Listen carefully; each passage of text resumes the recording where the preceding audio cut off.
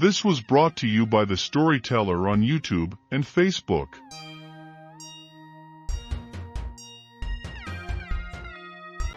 Of course, it didn't matter that they wore different tograms from what I was used to. It's just that they were so different it made them into a sort of uniform, so you could have recognized them on any street in any town, down any lane, as Romani people. I was glad about that because these were my people, my relatives, and they were proud to be different, and that made me proud too.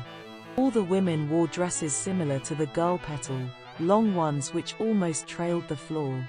They were usually red but sometimes blue and always patterned with contrasting flowers.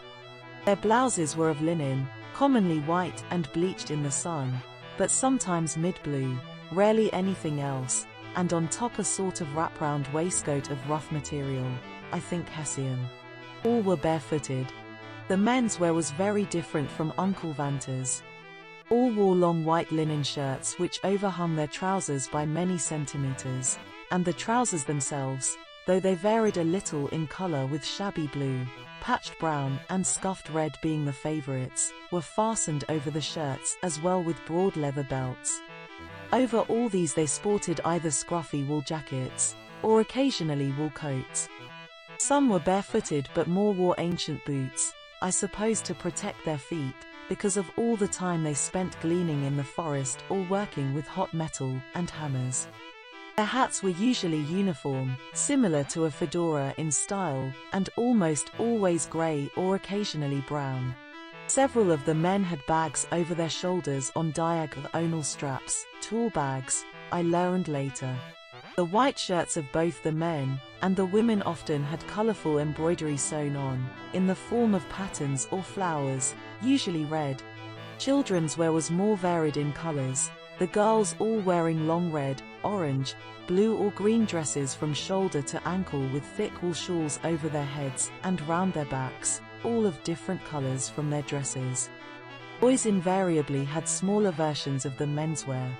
Another thing all had in common was long black curly hair which hung down over their ears and shoulders. Now all the camp came out to greet us, with excited cries and people running to Granny V, and all wanting to hug her at once.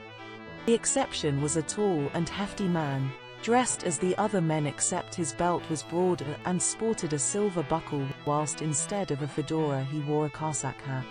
"Good afternoon, boy," he said. "I am Shero Rom."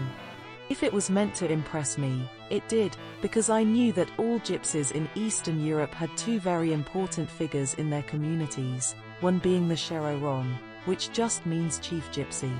You might think his was an inherited job through family, but that's not so. The Shero Rom is elected by all the people in the extended family. They sit down round the fire and decide who they want, and they take a vote on it. Though Yuzuzu ally it doesn't need any vote. What they look for is the luckiest and cleverest gypsy man, and ideally, but not necessarily, the strong one. His job is to make all the important decisions on behalf of the family, and say when or where we are going, how we will prepare for the winter, when marriages will take place, whether to spend money on new tools or homes. He also has to negotiate with outsiders, especially when they threaten danger. I gave a small bow as one should to a respected person, something I had thus already learned from Petal and Lassie. "So, you are Granny's red dog, eh?" He patted me on the head. His Romany was more guttural than mine, but he spoke slowly, realizing I would find it difficult. "Uncle," I replied respectfully, with another bow. "Come," he said. "Sit with me at the fire. The Puri Dy has told me about you. She says you have a task to perform for us all." I must have looked puzzled. Later, he said. We squatted cross-legged at the fire, in the traditional Romani way, and moments later food and drink was brought to us, a bowl of traditional stew from a massive iron pot on the fire with brown bread to dip, followed by a huge slice of wild raspberry pie with goat's cream. In fact, almost everyone came and sat round the huge fire, perhaps 70 people including the children, Vanta and Granny sitting near me, and we all tucked in with gusto. People shouted questions to me, but unless they spoke slowly, which they hardly ever did, I found it difficult to understand, and Granny had to translate for me. We sat there long into the evening, conversation dying off, until the sound of insects and birds disappeared, and the only sound was the crackling of the fire interspersed with snatches of song. Then Rom pointed to a small rough tent which stood near the best of the caravans. "You can sleep in there tonight," he said, "and we can talk more in the morning."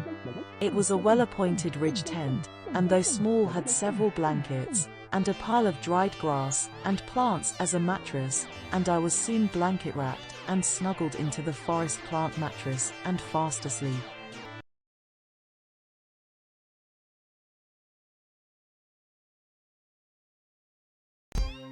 This was brought to you by the Storyteller on YouTube and Facebook. Listen to our podcast on any of these platforms: Anchor, Breaker, Overcast, Pocket Casts, RadioPublic, Spotify. Support us on Patreon. And check us out on Discord. All the links can be found in the video description below. We thank you for your participation.